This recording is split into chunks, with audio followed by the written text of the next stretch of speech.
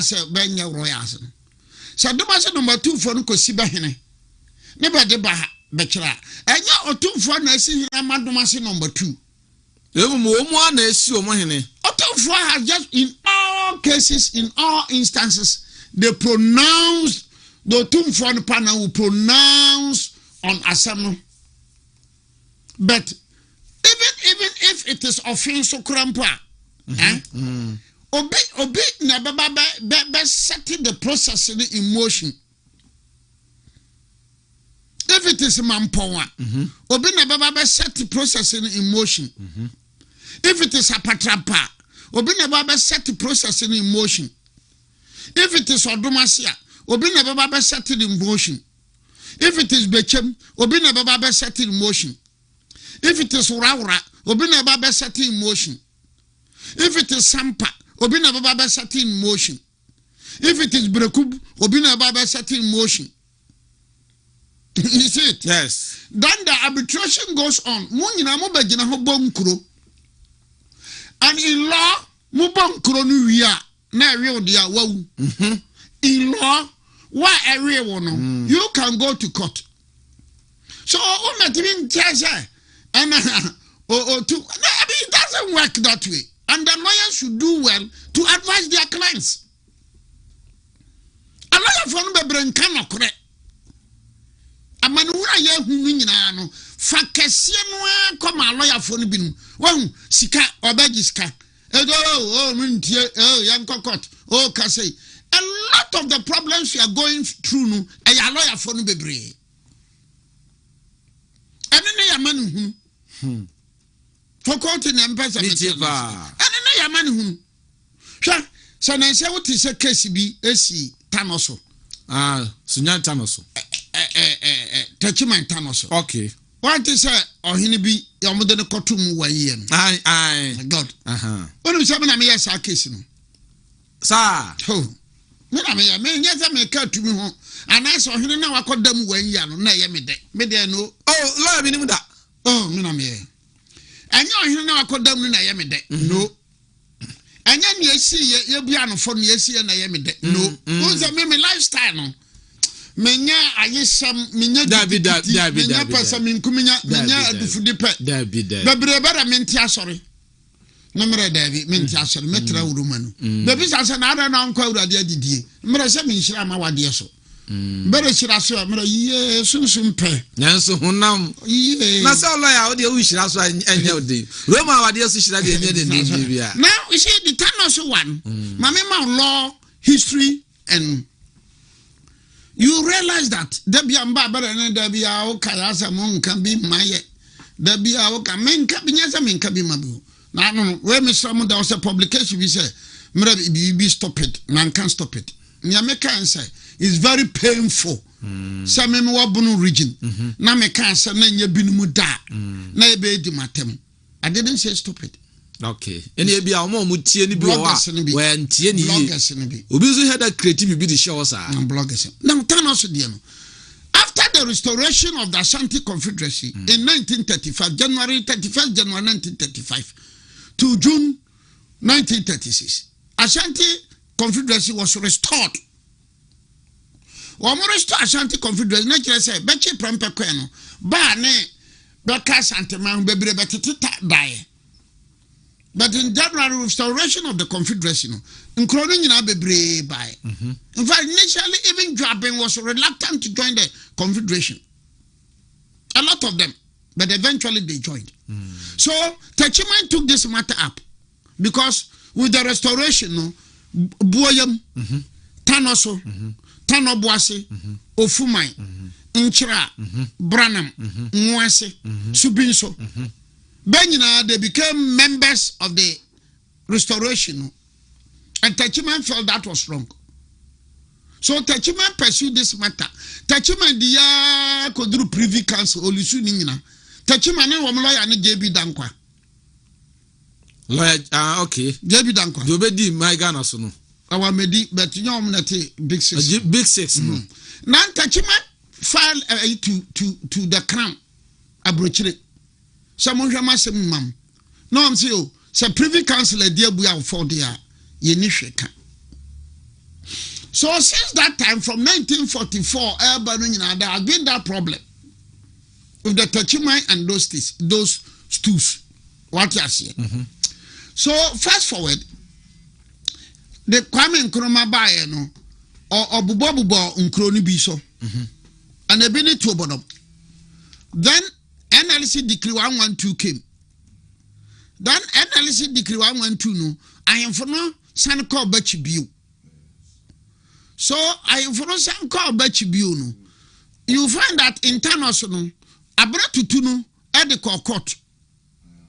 And Abra Tutu won the case.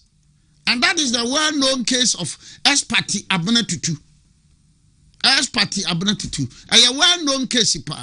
Lawyer Bia, Wayahin, some dear. Our Ghana, how I quadar Wahin. Now, one tea Espati Abna Tutu da. Now, Sabi, and dear Mr. America. Now, maybe I also the Nana, maybe you. So Abna Tutu was around 1984 or so.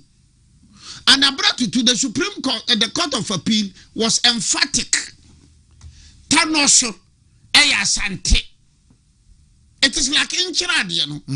Boye versus Kwaku. The Court of Appeal was emphatic. In Chira, Eya Sante. Nyaman for the Debia Bedi Matemini. Me, I remember Tenaha media me quoted from book and word matem. Now, Jim Arenitic passe, Trinity Kutu, Jim Dodo.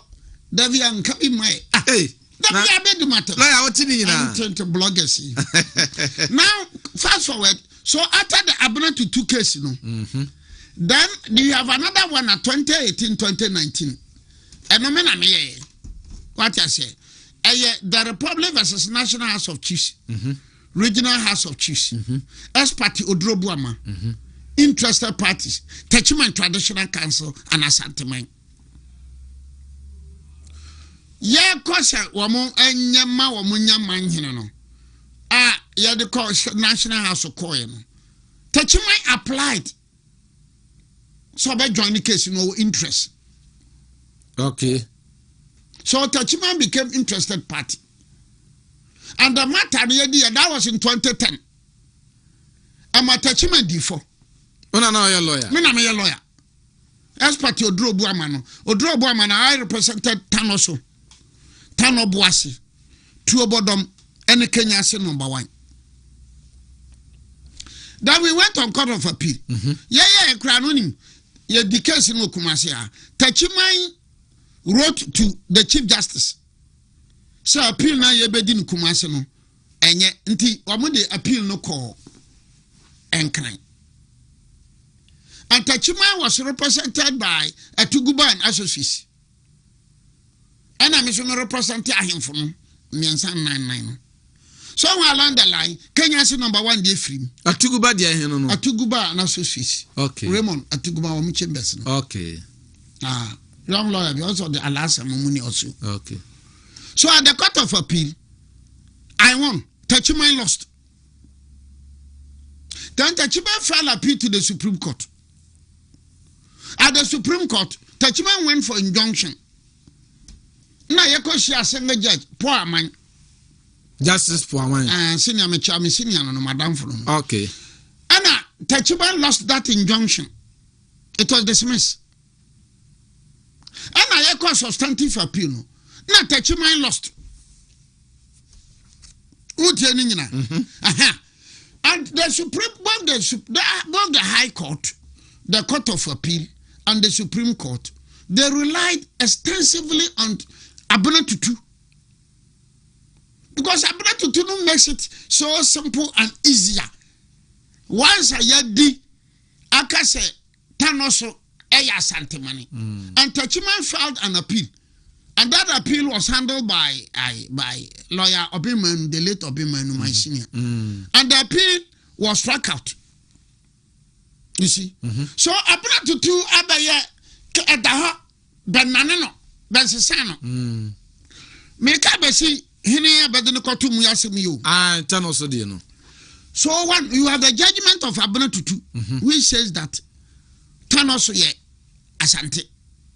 Then the 2019 dynamic Supreme Expert 2019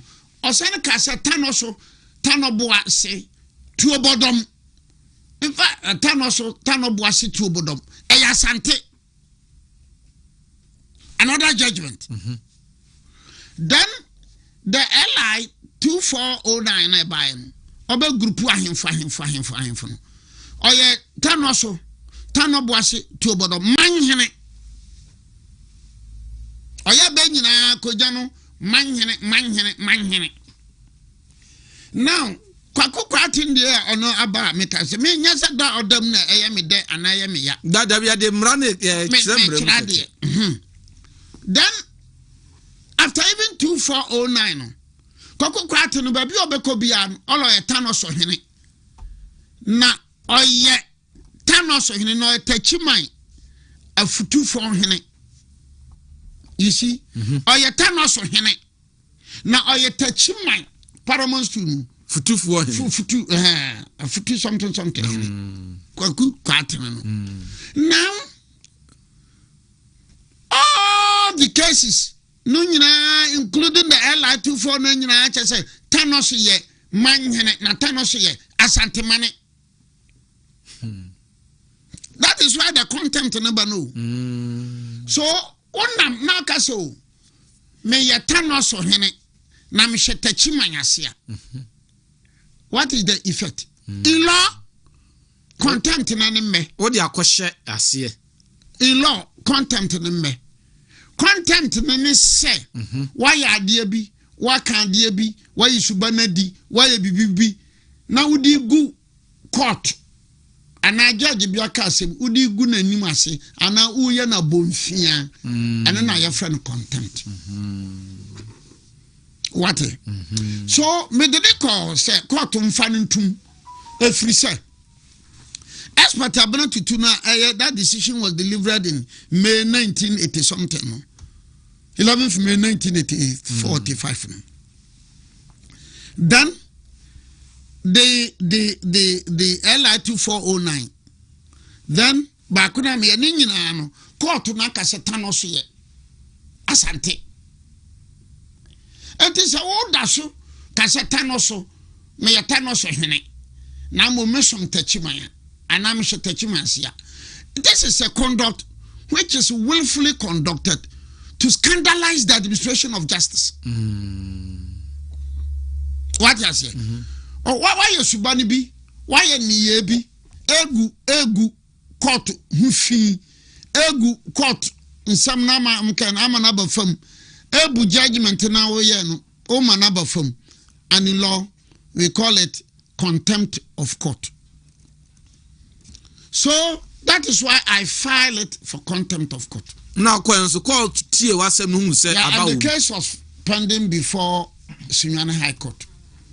Now say actually no omi cases in the call Techimai. So that case was not filed at Techimai. I filed it in Sunyana High Court. Now that sector holding in our cases, you don't say omi bebre de call Techimai. And the judge saw the process, whatever I filed. Because because expert ability amana. Because me exhibit ability to judgment. And that judgment na me was Supreme Court. And so me exhibit here. And a 2409 and so and also me exhibit here. LI 2409. So let's be very honest. When we tell me, menka senti a lawyer be, menka senti obia. Momenka no krenchire nyankopon. Ni yan hwaso nhwe fam. Say ebia we a lawyer. Na say the process we nyina be serve. What will you do? You advise say what some nyede. Anamboa. So I am sure to send me Obiri Boahen. We are not krekani to send me Obiri Boahen. Because I is so obvious and so glaring. And yet the man was throwing his weight about. And I got to know for the cotton mafia back. Now, what do you mean? Baba Kahuna, or my Kahuna caught to the job. Ye finally appeals about to cotton and Fabentum. Hey. And now, on another than the call where ye are. Ye finally appeals about Fanfia being come. Are they? No, you see, for far too long, no. Manu baby, I yadruno. Mesrameka, the indiscipline and the lawlessness in the chieftaincy sector no e doso ndodo. Baby ayadru Ghana no, the indiscipline and the lawlessness. Mampanyim timunka, nabadi timunka, national security timunka, minister for chieftaincy timunka, minister for interior, banyina besuro votes na bebajinti. Eti so hini bi eye mrentu asem, chiami bi eye mrentu asem, atrankonya bi eye mrentu asem wo Ghana ha ahensem a. Banyina besuro. I am the only person who is bold and strong enough and honest enough to say it. Enya ahomaso kwanso nemum ahobrase kwanso emra no ana ade ye adwuma abede ye adwuma na enya ni adene na enya pobo because honestly speaking kwakwati you akoda mu say the first glaring from 1944 womagia tumu setano so tuobodom ofuman boyam kraka ho tijima boyam yeah so glory the records are there. Lawyer Nana Obiri Boahen no. That is the truth of the matter. Yeah, lawyer force so no. As I say, ya boa masundwe eba manim because look at the first. And the lawyers shall say prepreja instability. We go to the Savannah region, Northern region, Upper East, Upper West, Ashanti, Oti, Bono, but be a chieftaincy problems. And not non-dependent on the lawyers. If our lawyers are being honest and sincere, and some of them knock off you, me that be critical, with the old BBD, BBD. But I'm so honest and sincere and forthright. Very honest, sincere, and forthright. Sikare dia enyina yepe nanso na dia udi sikare. Okay, so also there, and I think that yeah, many lawyer for about from Babrudu. Say bepe. Ruling process na me de and dying Babrudu. Friends. Bepe ye bi hwianse ne hu Babrudu. La boa me de ba mabe. Me de ba mabe. Adani me mfa mabe. Me de ba ma wo mu. So one traditional culture na me de aban. And I believe that with this judgment no. Nkrodo bebra a court aka na mre bia sise be ya santemane. Abinim ti ba bia ya ngo ba bia ya look, I mean what is up? Me nya santini, ma me nya santini, mbapa nya santini, me nya santini. Me ka me nokra nem dem ka. I mean if you take Sampa for instance, in 19 was a person no I am in person me come because minim samodia minim ne ma me ne papa ne minim nana sanfla so ne ma me ne papa minim be Sampa in fact me first wife am be wi asem ware na ya Sampa nti Sampa dia me Toronto Jack Toronto now apart from say me Sampa Jack Toronto minim all the parties nti Sampa I don't feel comfortable talking about Sampa but you know yes. There's a very important thing. In 1984, Nana Kofi the second was elevated to the paramountcy of Sampa by Opokuwari the second in 1984. In 1984, Kofi the second was elevated to the position of paramount. Kofi be side to Opokuwari the second. Ewa menshia. So confusion no onya Sampa onya Ashanti member of Ashanti nko baba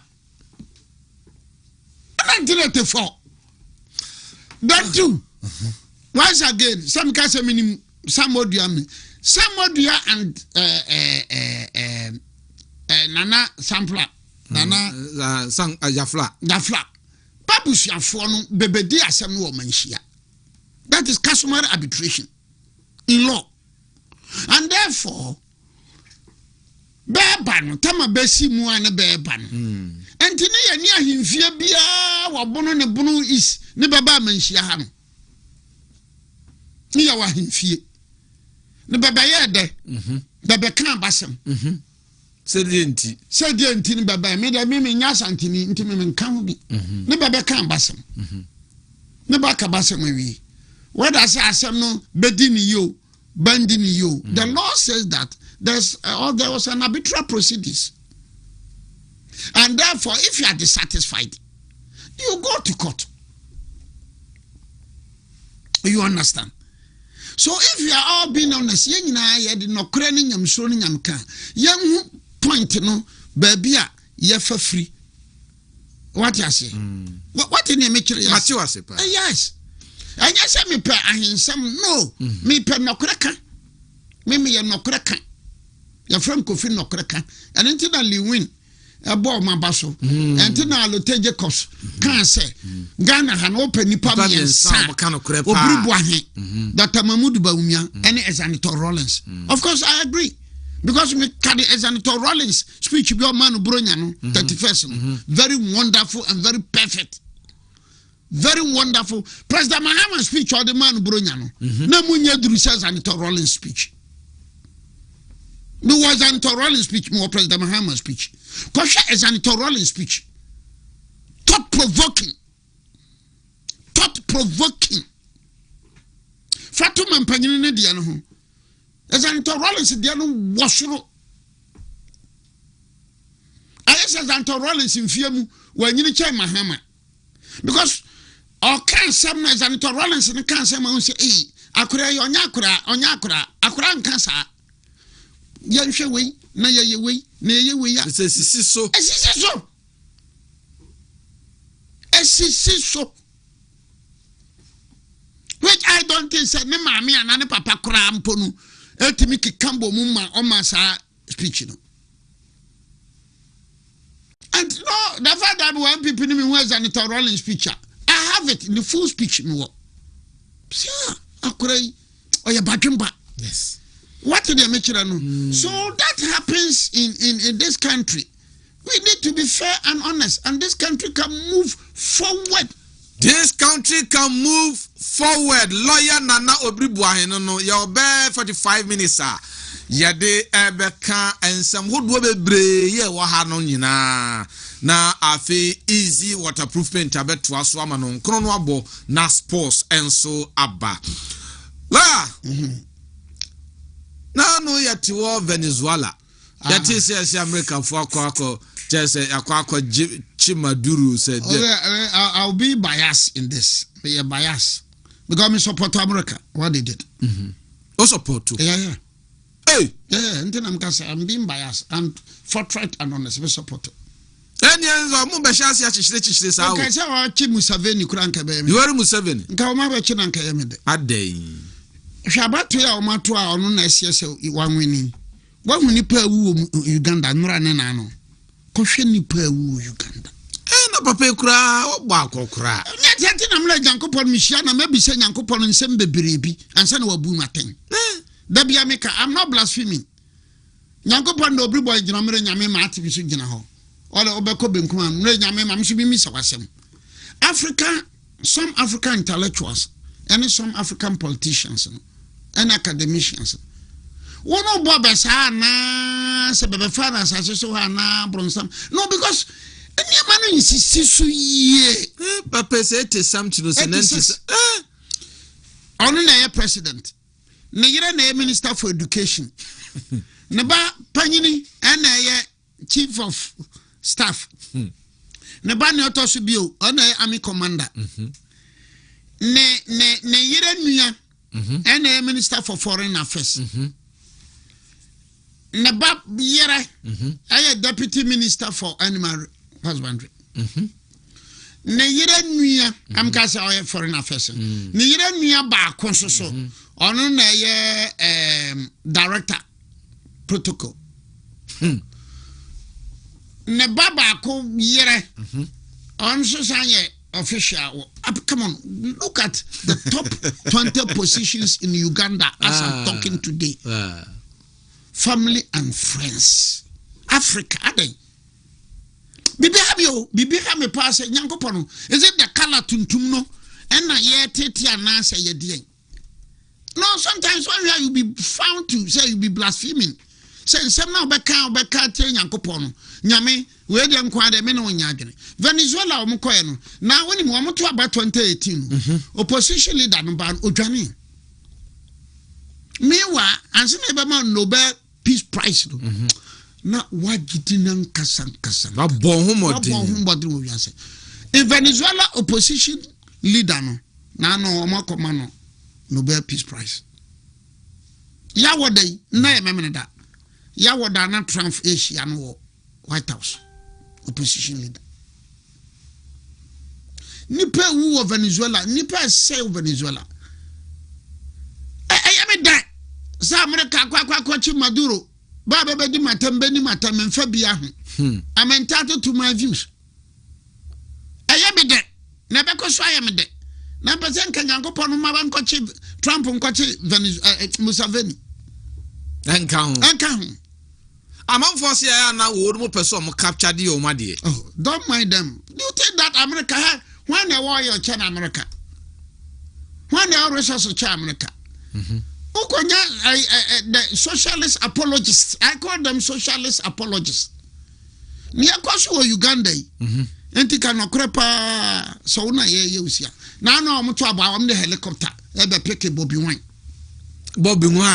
opposition young boy Bobby Wine 3 days ago I'm the helicopter and Bobby Wine area thing no womo aye the saying gibina ya mayenko no yesede curfew Uganda ukuyada ya wode ya curfew Bobby Wine baby ote and they have used a helicopter to pick Bobby Wine what be that Bobby Wine so huna mani o Bobby Wine they were huna man but it's a bisinge that should them Bobby Wine there was a time a bisinge you know ban president na ban muhuzi okochi bisinge de ne kotum keke amanfo atia nyole match na tum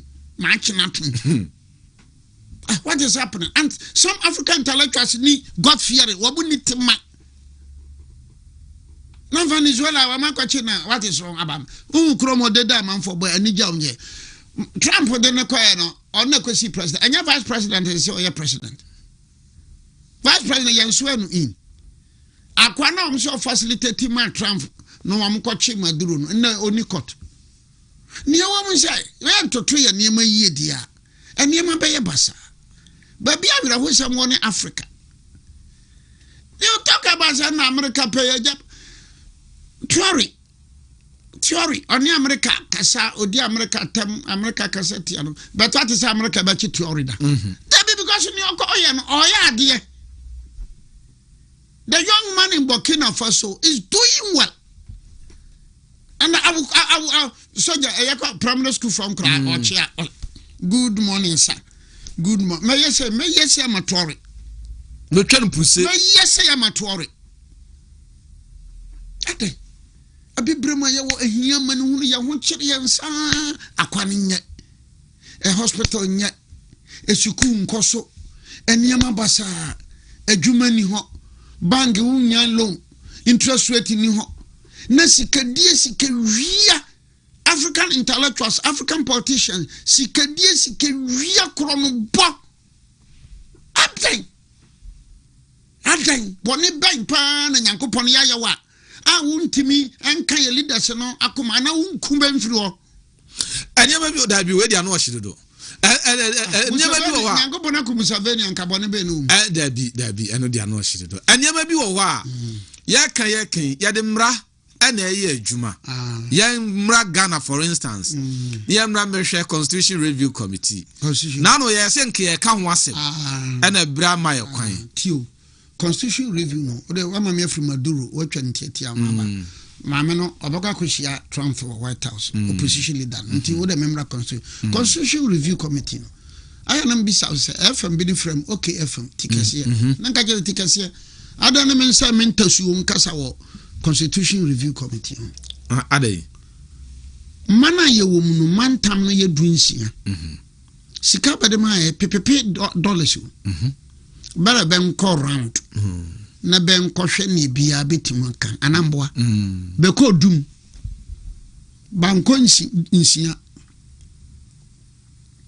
banko bono isi eno de minimum bono fo ha ba ho no ende make us a bank hono na banya de no be hu kan we dey no every wine so lo azante ola bono ola azante ayo ni tikutu ni tipase awe ba che tra sante maro nam kan wi now banko oti o manko savannah o manko north east then I think one nsia o manko bia mo menhwe ni sei sabika frachu menye tribal politics but akanni na ye mampanyini na 16 regions na o manko north east na o manko savannah na o manko otia na o manko bono isikura because nka bono isikura de say otim sa kanfo mumo ntim ka kura menka say makasa tiabi sa kanni sa yakufu ado ana se kufuo na omo anko sa nkade ne besi Ghana kabayire sa de be chim ni jatom Ghana adentia ombeka se anka onwa akanfo no nipa boni fo bempeye sirimfo asem nti committee no kranko nso waaje committee no report ato na senya president na ankasa na ye yeah but no that is the politics in this country. That is the politics in this country. That is the politics in this country. That is the politics in this country. Why me party MPP? Eba umia isiremni. Eba umia ekramoni. Ba umia isiremni, ba umia ekramoni. Ebinim campaign de nam no. Na obeka sa asem we ba umia isiremni, ba umia ekramoni. Na siremni no wagiatum. Kramoni no wagiatum. Krawu kramoni. Kramoni awu kramoni unia kramoni de bedi mampanyina eye. Menya ethnic or religious politics. But me common sense politics. Common sense politics. So nipa na ba lanto ma ba umia ifri se ontimunya siya. Fine, that one I agree. What I say? That is based on competence. Ntoma ba umia no ekramoni na Ghana a Christian state. Na wo kramoni no wagi atum. So na obeka kiro ye crusade no a ene se na 17th. Ene 17th. Obi ba lunch ne yibi na. Obi yen kramofo na ehu na manene. Asafo no so abebe konda no. Abe ko gina wako kasa ni nyina no. Oko holidays a oko UAE Dubai. Na Dubai na nyen kramofo mane. Enya kramoni na ma UAE ayekama. Enya kramoni. We are seeing the most powerful country no. Maybe by now obidini Hussein Hussein Barack Hussein Obama. But America didn't consider Hussein or no. They voted for him. What sabi kafra chaben sa dam sayam. What Ghana ha? What the kramoni and so bedi Ghana so. We are seeing Barack Hussein Obama. Does it say cry our mayor say New York or Sahio? New York, go to UK, go to so many places. And then ye men of little faith, ye adulterous generation, as of apostles, ye men of little faith, adulterous generation, hey, that's a lie out to Bible, sir. Me, as of apostles. Me match Bible no say so bas notice nine. Mark was the first to be written, not Matthew. Samum. Yes. Someone because Mark was not a Jew. Matthew was a Jew. Mark was not a Jew. Matthew was a Jew. So notice na the Matthew edikan. You go back to your politics. Yeah, so you see, kidnapping. Nigeria. 3 days ago, BBC said nipa so far nipa kura Nigeria US coin. Omotim identify 220 bandits no. Omo America call break akran. 220. Shagumi, one of the Nigerian clerics no. Our Casa no dear show America Debia Shegumi was inciting people in Nigeria. And the question were ye be free ne site were ye Shegumi delete why delete Shegumi crime tells us now on the arrest. Wow my trip said I was probably be a fakra. Look at this. And you sit here in Ghana. Yankasa Ghana Yakramo man. Yankaso say Ghana is majority of Ghanaians are Christians. So it doesn't make Ghana no a Christian country. But since when and a religious politics key Ghana when you are dealing with NDC, that is their stock in trade. Now people for have bought into that. Because I saw for no a campaign tia ba umi anu nyina no. Ba kokura no na ye MPP sympathizer. Name them. I saw for no ye no nyina ene I saw for 31st. Be hihye nkom nyina me he na na support NPP for. Wo mo nyina nya NDC for. Bernard no na Duncan Williams ne wo man you can name them. Sophie also the Bempana. A Bempanum, I campaign mind. No, sir, okay. What you say? This time, okay. What you say? I'm not talking Duncan William. I'm not talking Bernard. I'm not talking Bemp. I'm being honest and sincere. And no, I'm doing academic and intellectual discussion this morning. So I don't hate Duncan. I don't hate Bempa. I don't hate Bernard. No. No, fathers. I don't hate anybody. Bakubi Osisa Nana Akufo-Addo and sign LGBT kima. He will march to the Jubilee House. No, so for Kofi-Oduro na. No, Kofi-Oduro can there's another one. Kofi-Oduro can there's another one. Lawrence Tete. Lawrence Tete. Mr. Lawrence Tete say Mahama buy no wa march ko. Obiri Boahen, I don't indulge this type of discussion, but you know, I will raise it. They say curriculum you cross and yet honorable. I will raise it. For public discussion. Lawrence Tete, Kofi-Oduro, I'm raising this issue. I don't hate them, but I'm appealing to conscience and common sense. Fauti ni wagene, fagene, dagene. Who ni nyajuma? But Lawrence Tete is saying yantanti politics. But he said it's published on free phone. We mundi nice one cancer say. So Akufo-Addo and Sanya Obemachi to Jubilee. On free. And now when Gam they are on board. When Gam on board so. What is on the Bekasa?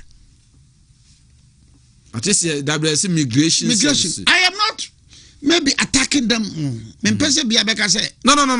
I'm raising these matters for public consumption. Yeah. I'm raising all these things for public consumption. Now I say Baumia ye kremoni. Baumia ye sirimni. Baumia ye mamprisini. Inti ntoma Baumia. Biduwe doesn't make sense. Why ba ejina nyina wana na emfree ethnic group bi. Nipa na ba ejina nyina Ghana ha. Wada MPP and DC on free group bi. Then nyina also Ghana for. But there are ethnic group bi ni ethnic group bi ni problem. Na sakusasi mamprisi war no eba no.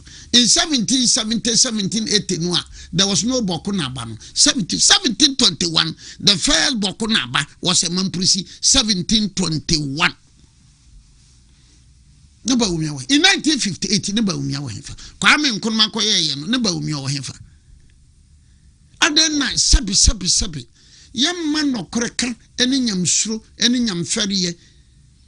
Eni yanim na yade yefru yadenam LGBT kimshi ya aba buku mu me dem hu ya se mete ya che o te sam kasa I was looking at suffering me become once and aba buku are there also that government WhatsApp platform no say this time nyama bia yam say so me nya wontumi ha na meba na bia tikasi afra me ne ya my say bi wo hono ma amene me nka.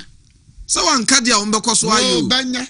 Yes, yeah, the binuma to government WhatsApp platforms so ya chire omu di omu nka ne de omu nka na bosome so na emo bibi kakra ntoma koma no. Banya. Hwanna ntokwa bia binum be kon wo ha ayi se ka abo no ne bo kosoro bante so asenti ade no I mean it doesn't make sense na droba na no charge sa abo no ono to petrol man ono to car time man look at the system say MPP for pencil na asase mmisi ya hwenkene konungwa omunyansu then obi kase dollar agina onungwa obre onyansu sa desaltation plant no eye kwamna ho no penso na that incident happened na yenya ma party politics kra na company no sansam ni sisi desalination bisada kabre I have the report Adakabre has the report and camera bi ya say ya de be kokot kra ampi pita na mse me kra mampemba bi ntina plant na wo no na sika pa na Ghana Water Company tria pa bisa Clifford Brahma who was the CEO of Ghana Water Company ampi pita bisa we Minister for Western House and MP pita water sanitation ofukroma abna mfrana abnapa okohuna mani abrapa sanum frem ne papa no wosika papa ajakwa papa abrapa abrapa onfri hia fiu na mom de odis kanu she danim no miso mbufu yam ka chese na sika no wa fakoto bangi then first can she danim just let's come to so this Nungwa water desalination no Abrada Pap time, Clifford Brahma time, the report was available. MPP didn't prosecute. There was Yoko that time. There was a year special prosecutor. Desalination. Go and read the report. Wamaya is a company in Yajuma Kanunko Ghana Water Company. So now, said yamfa NPP flag bearership race no nremu said you be a dear grade na chese na yanka Dr. Frimpong Boatia be ma comment bi ase ebinum ebuafu pa se papa yi oh yeah obi a chese let's analyze his comment amanyosem ku eneme amanyosem ku ni se nipa bi baka be ho abom ne be pemman no ati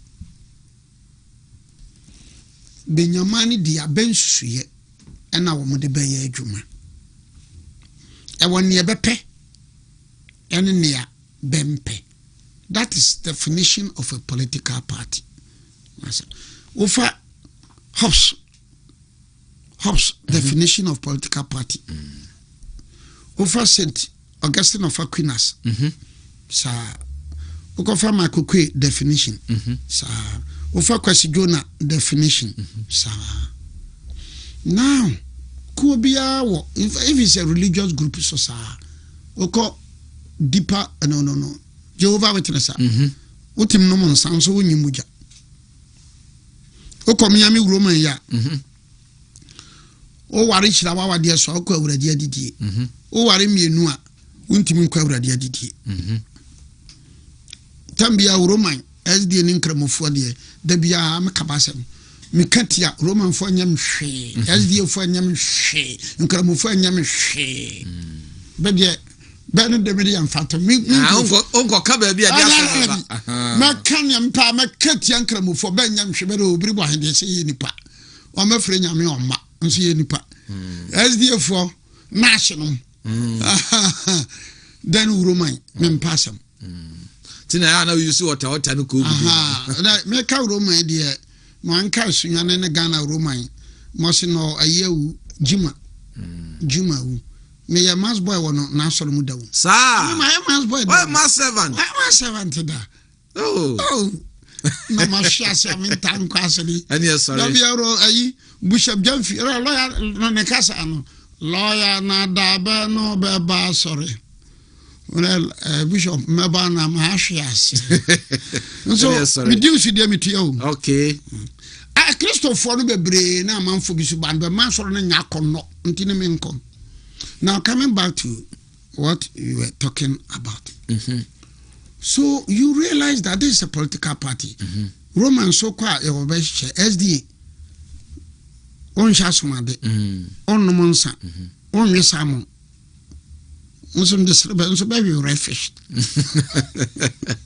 But that is it. Whoever say Obed. It's a very brilliant boy, Obed crying. Very brilliant. We knew or Boami Pa. Namenda say, me try be Obed in type. Obed or not type. Homeda, or final year law school on type.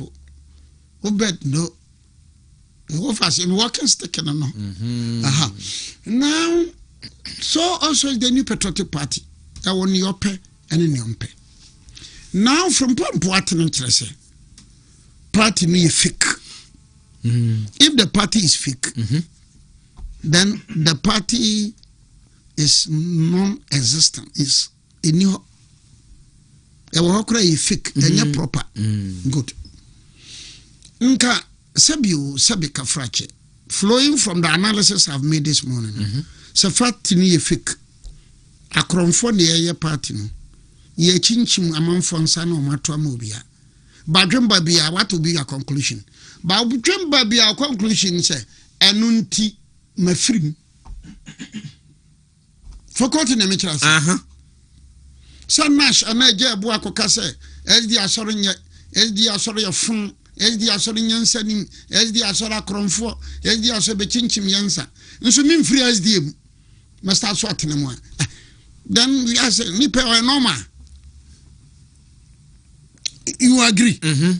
Uroma asori akronfo Webapo, asori ni fake, nyansa nim akronfo nko be chinchim ni pansa, be chinchibansa kotom. The reasonable person, normal person, conclusion you draw. Yeah, that is it. Because it's a group of people with their do's and the don'ts. You don't join a group and then make sure that you pay. But and also doesn't mean say idea be cost na nya wontumi nkan. The criticism you raise and say, oh, kwana ye fa so to abai de. But one can say fake. Once you use the word fake, then no normal human being will join a group or continue to be a member of a fake group. Kodwa Lancha Martin, I am not happy with what is going on. Say into your head then oko. Onu cry me who say from Boahen somebody can be. I am extremely surprised. I am tempted to use a certain way. These are not honest politicians. These are dishonest politicians. Because see, what free kuonu, what the from Boahen somebody, Beka now can be you. There be a no womb to nim. Are you still a member? You could have said, Essan said, may be some said, Ebia can be a for we. I said, no. You have one pair, but Wamaba be no Solomon Osu. Anytime Solomon Osu name be quite no. What me and these communicators? Me are not worried about the name someone can know. But I'm saying, it doesn't make sense. You are not a member of the New Patriotic Party. You've joined the UP Afro-Franco Party. So the New Patriotic Party for issue bar, we should know what Jim say. A national party. Oh, can be. So let's come back to from Boahen, because I used to be a member of MPP until Mahama arrived at the scene in 2022. And therefore, the just were free. Exactly. So, which normal person will be talking and commenting on MPP issue as if you are still a member of the party?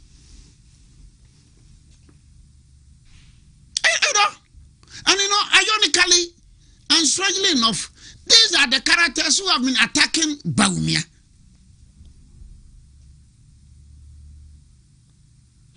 From Boahen, but I'm going to contest here. And na baby mutu ho. Oda we MPP ni akofa form we ana mboa. Wan kofa atakane di ankofa nyaho tamakula ankofa from Boahen ankofa. Na MPP for be the party. Ne be ya body. From Boahen what problem say? Me I joined MPP 1992. Yeah, former MPP no Obiri Boahen me a practicing lawyer. Me a practicing lawyer. Utie. In 1995, ye kumi preku we me preku sim preku no. I organized it in Bron and Hafo. Many Akufo-Addo Soyen Sasi. Akufo-Addo be president 8 years. Aprapra kura wa mami bi. Menfa ho metimbabi. Akufo-Addo became the president of the Republic of Ghana 27 January 2017 to 7 January 2025. What is your mommy post be? What is your bomb be? Board no kura. What is your them to board be so? But in Mendaso MPP ni. What is Amikasa? In 2019, I arranged and I met Akufa, but that's in a Bujinapo. But that's in a consumer. That's an Phyllis Abia Mayan body be. And I'm boy. So I met him. Me Akufo-Addo ni a consumer jinaho. Nana Masama. The lawyer consumer. Yeah. Bijinaho Nana Masama by and some person be an Mayo Bonnie. All the Debbie on Yame Bonnie. All in your baby. So I'm like, yes, because me no dear.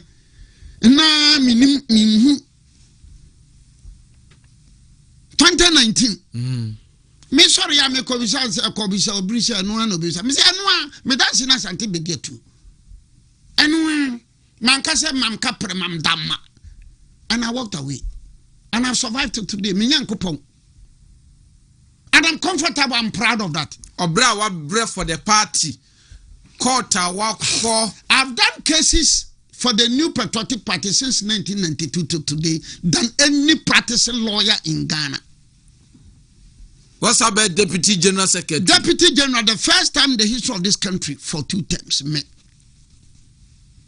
What is on them to board be so? What is a minister be? Yes, so me ministry or board be or me do better. What is a be them to so? That is a more case. Professor Dr. Frimpong Boahen as a professor. What I say ministry ni free hono ya odie na man kasa. The 92, 93, 94, 95, 96, 97. Yeah MPP kumpreko no hefa. Na nya nkwan na adwo ne bia de atreto mu a. Na nka ye ka MPP ahyase a. Onya 1999 na aba kolebu. Ebe asemi. Why a minister that Yaroshafo, we a minister Yaroshafo, and you said the big deal. Then you call the party fake. And I think that's a mean free matinum in my crap party. But look, I don't want to use certain words. But if you have to consider it clearly, but of course, because when you know, my free, and my free. Perfect. Like that, there be a one film. No, we don't join a group and behave like that. Because if you are in a group, you won't pay. And I was saying, and I shall pay. And you won't pay. Me post by man be that.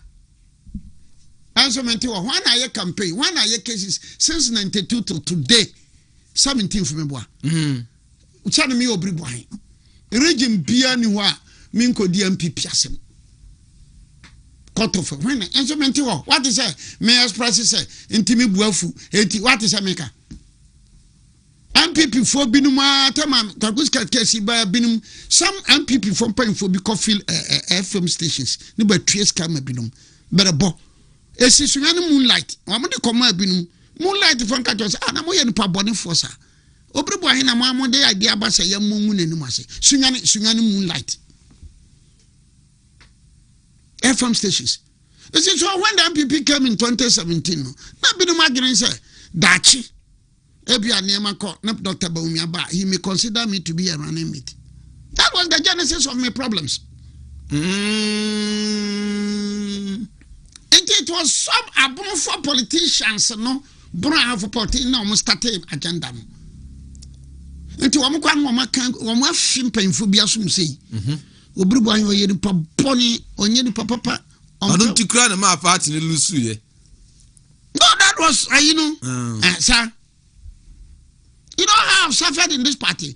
In 2001, I was to about 2 MPP buying. Amabuzia, the late Amabuzia, and the late Atebuhene, no commercial, no insurance broker. No more Bonahaf Bapak. Then club your father Tenunaka. No more catcher President Kufose. That brebe regional minister ono wahafo Benyame deputy regional minister. That was 201. 2 days later, Auntie Amabuzia called me. I say, hey, catch them and Panyako for Jitum. 2 or 3 days later, Osana Bisa said, na yeni mobri Boahen, yeni mobri Boahen. Na mumbere, ebinim se, I'm appointed now, it is a matu 2 or the amametamfo. When you naturally. No, that was the idea that Akufo-Addo may contest in 204. And because I organized Kumi Preku with the Akufo-Addo, no. And therefore, if he makes me the deputy minister, what to 2 I'm an for. Obekako kano mabe sorrietiano. Sir. On the second term. So when Amabuzia called me and they told me, say, Minko who the then regional chairman. Any that then campaign Mr. Gemfi any kojo yabo afojo na me kopa wo mo chew no me fa chew na me no me life nyame control my life. I don't have control over my life. Anything that happens to me, like book be a friend La Vie du Boy Pangloss is or so the kura na say ne ni ba kom kura ha nyame ne control. La Vie du Boy it's a friend book. La Vie du Boy Pangloss. So I'm going to say me kopa chew na me say David and when I deputy regional minister. It was the last meeting and when President Kufo realized that look, san near bear can near bear and no crescent. I want to obey me minister for state at the last meeting. Well, overboy is a injury time. So the 2017 when the MPP came to power, it was the same thing. Ajakum Kufo the year. But the bidum dear but here the query. I am not worried. I give myself to my God. I am still committed member of the MPP and I continue to be the committed. Number can say Yankupona Munyam said Baumia Banwini. Obawini primary C. What? Me brain yakwada. Me Jiminya medio. I saw an mentan show. And the mentanko. Ana nipa ho ahindodo wonko court a lawyer fo bi ni judge fo bi musubare wonko police fo bi musubare but da we mi na ba aja so da ginam na me nkoye da so ndere.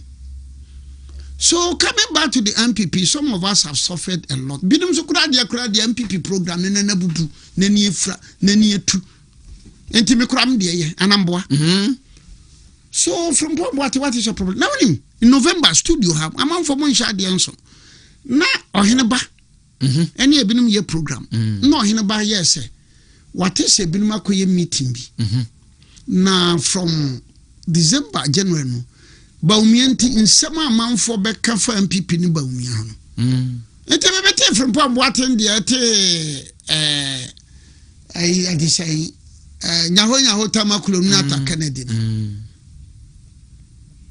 These are sponsored characters who are just making MPP look bad.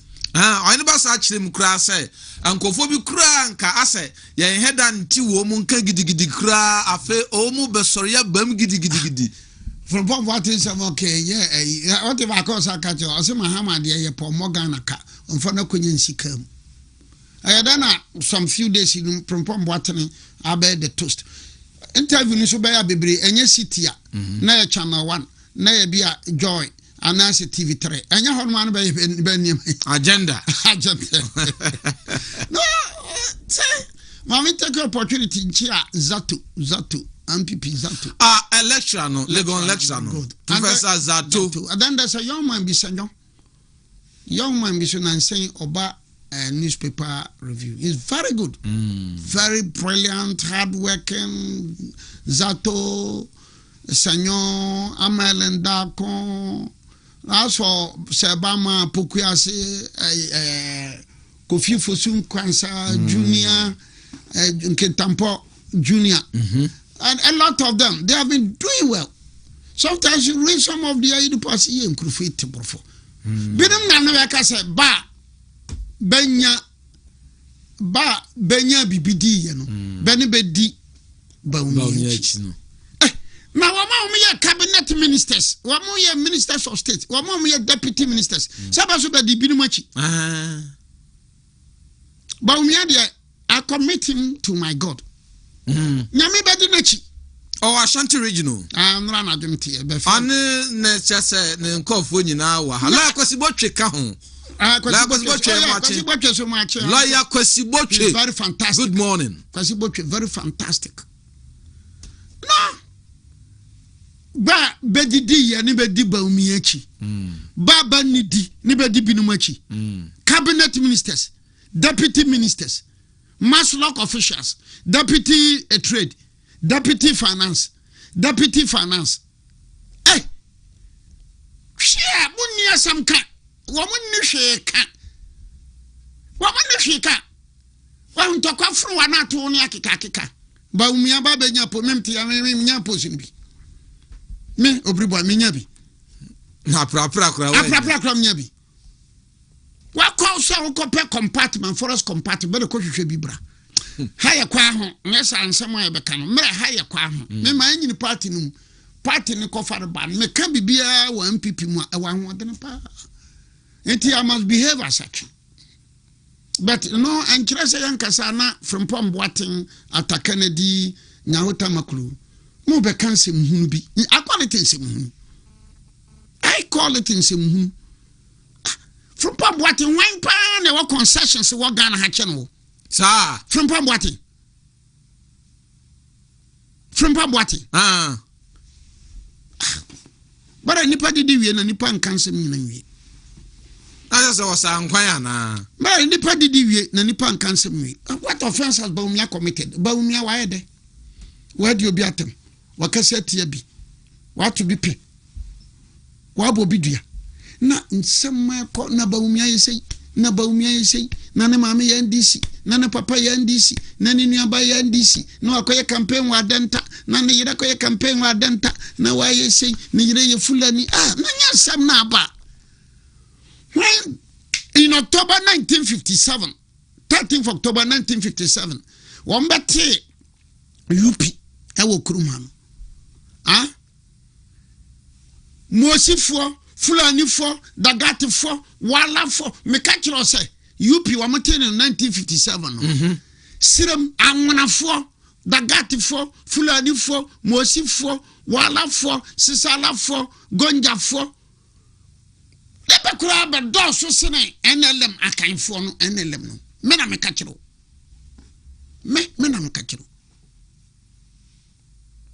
na nipa didi wie na kan say na nzongo so kramofu a be di the Northern People's Party and the Muslim Association Party President Chief Imam ne papa no ka ho bi na pampi pipata Progress Party asini PFP UNCC ni no ma be ka tell say nkramofo na age party na fa nzongo sufo siremfo Northern People's Party tolong SD Dombo Diaka Binsala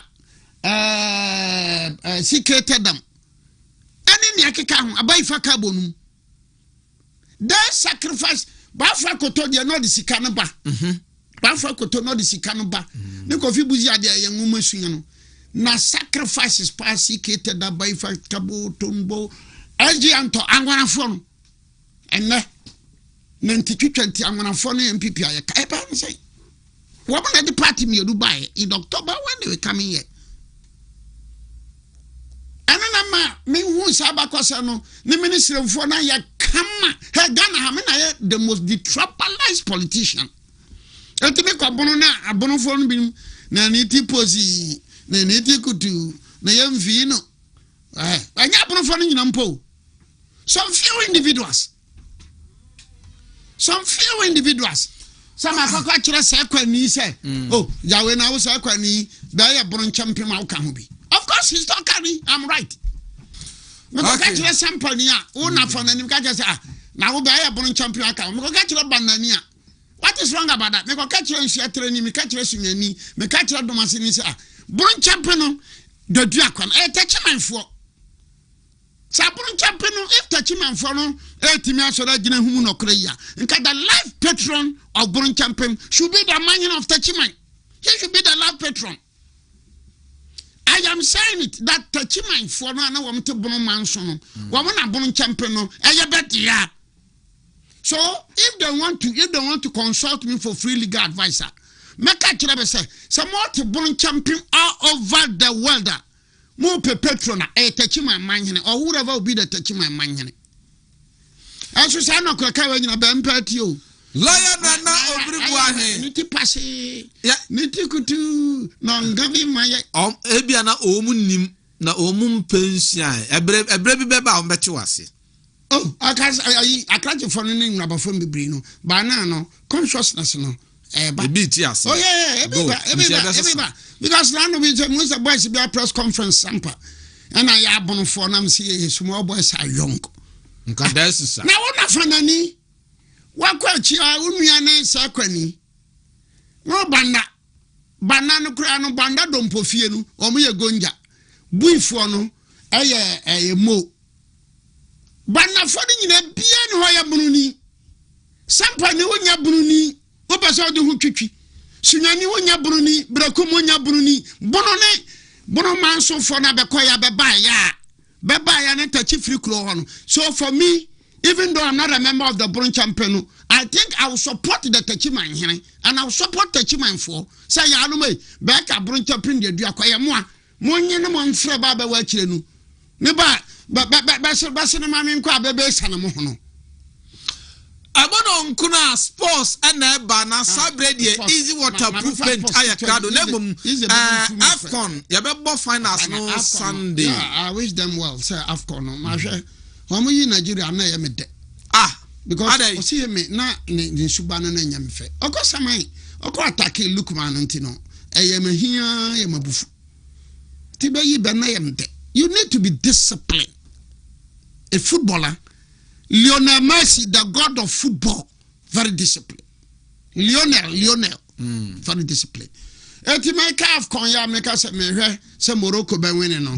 It is also man. Now let me tell this. Let me congratulate Barcelona for. Now no Barcelona. Hey, then I say no my boto. But ball now we Real Madrid the boy you know. Now I'm out from me say more sports.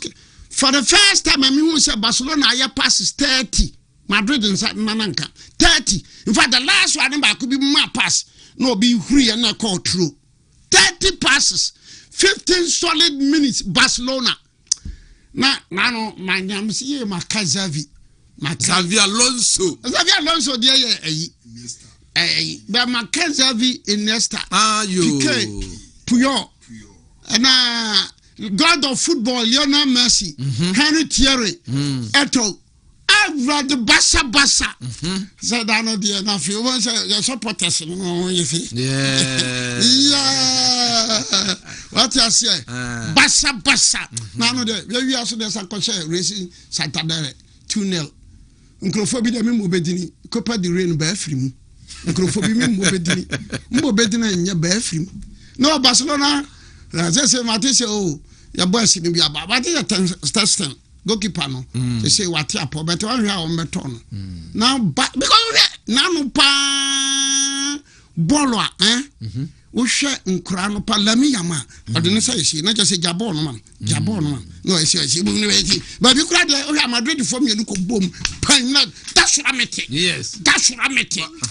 is a paint but was and your broad investment company will be 0243 22 55 92 is subio 0243 22 55 92 wow bid de oka kakase enya 100 million asem obi de na ka 10,000 nam si we de nyadwane yam 10,000 there that 10,000 there Mr. Mika is a page is a page very good pa madam for no etimi da so na ocho se na be hia okay yami aduma na ocho se ne na say be a banner printing say t-shirt printing and sa printing some say be a wedding party engagement program be event be now open videography and now open printing bi sana ano sa de me ma number obetimi afre esiso sisi a na emwa bi a ohia no etimi di abo ene 0249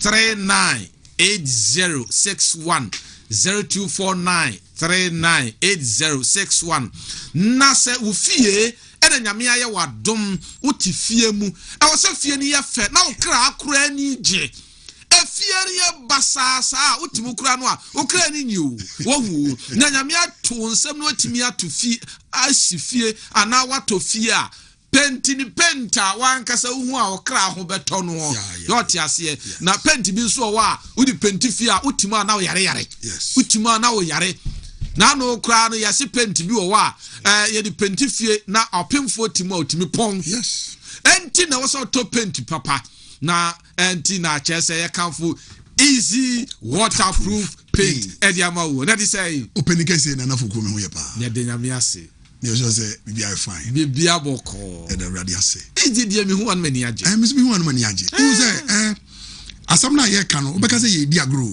ba ebi no mu tie cause ebi no mu topa o yes ebi no mu so imagine so obate no mu bobo mo aba obi so wa why na you say wonti kra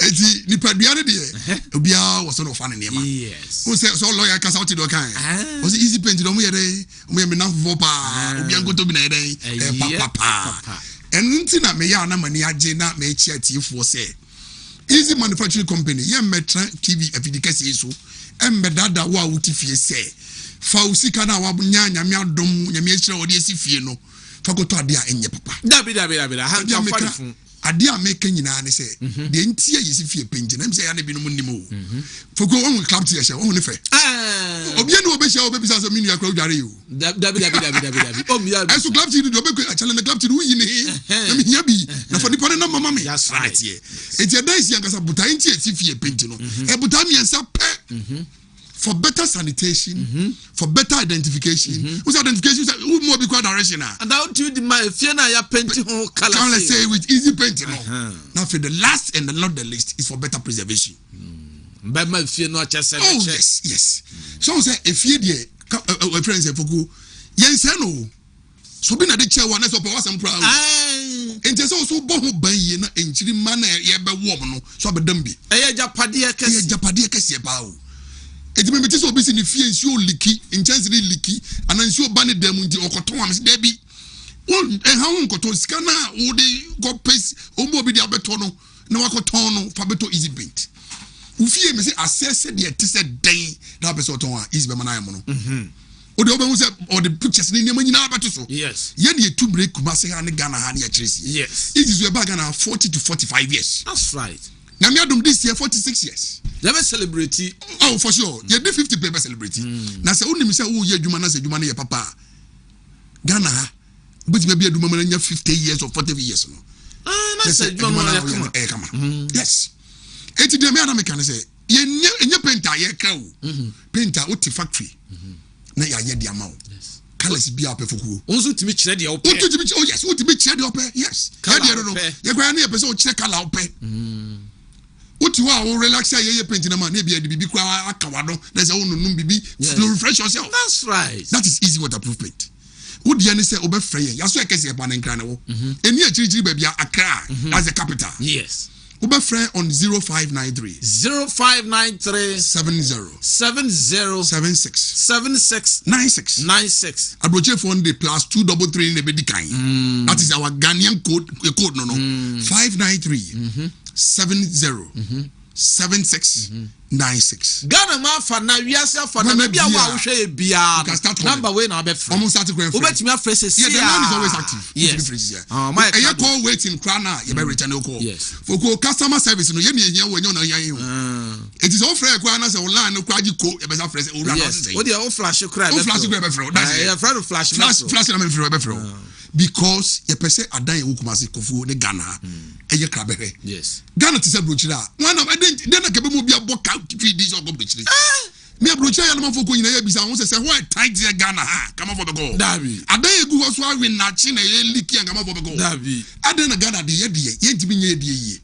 we do bronifita na be ye paint o Ghana ha no wasa ye ni ye na di 40 years painters e to nyina di ho adanse contractors e di ye nyina di ho adanse ana fokuo uti ha unam Ghana how fan base obi the complaints ya bro say wakoto easy enu no ya share se di easy ho adanse no obian fa complain bia mai ye be nyina dance ye unya sure say ura fibi ana me rain fi ba kokora oh fans base kase ye be nyina abasobo oni say ndo akra mi ntwa no chief driver wo ha onu so akoje be 10 buckets that's right ko ye na brewa project amano usi we wontumi kaiti ye ko bronya baye omo de afa ha kama eti say ye kan say na utifie na wuti a relaxing you when say ukoto ya no mu de ni bi de omo kra de ba ni nyina no koko enye papa o bebre nya papa omo de bedu agana ni awakra de open fa so bebre omo de ni ma fala bia be frafra eni nanu ni nan say you paint bia hodo ye de paint dem kra na body nan kasa ko nya susan so wo so etimi mo ba kra onyem ko etimi pon